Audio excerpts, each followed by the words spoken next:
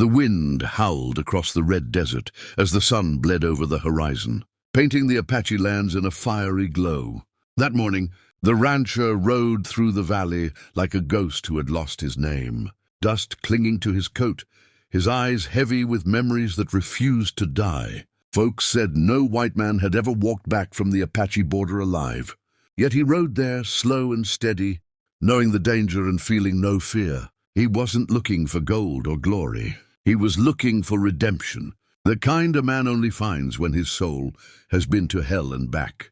He had once fought against the Apaches, burned their villages and lost everything in return. But now the war was over, and all he wanted was peace. Peace and forgiveness. The rancher had saved an Apache boy months earlier, wounded in a skirmish near the San Pedro River. He'd carried him home, patched his wounds, and guarded him like his own blood. And today, that boy's tribe had summoned him.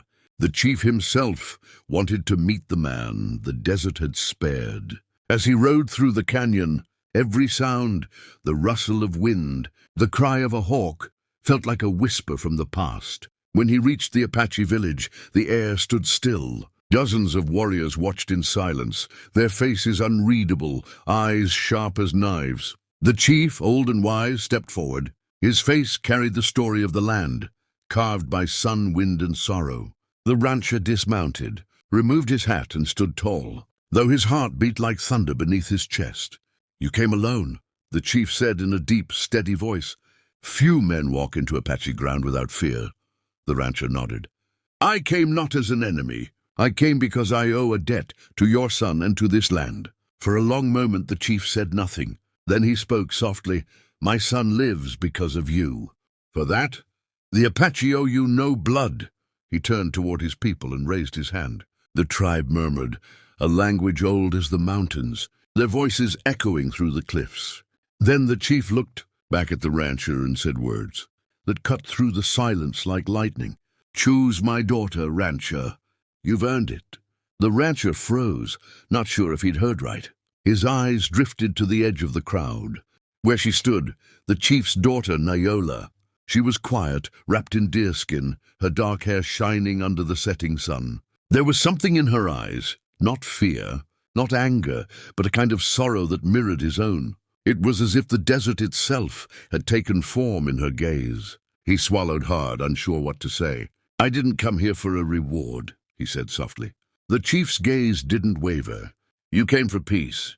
Sometimes peace wears the face of a woman." The moment was heavy, the kind that shapes a man's life forever. Nayola stepped closer, her steps light against the dust. "My father gives what he honors," she said quietly. "But you must choose it with your heart, not your pride." The rancher looked down, his calloused hands trembling slightly. He wasn't a man of words, only scars.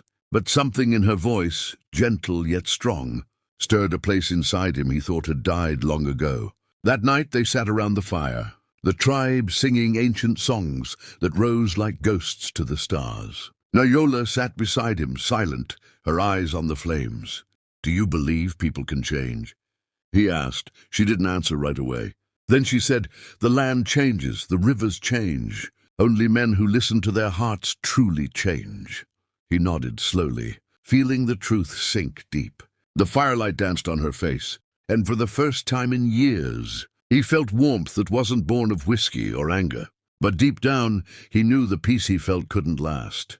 There were men, ranchers, soldiers, hunters, who saw the Apache as nothing but prey, and they wouldn't forgive him for standing beside them. The night wind whispered danger, yet for that single night the rancher let it all fade away.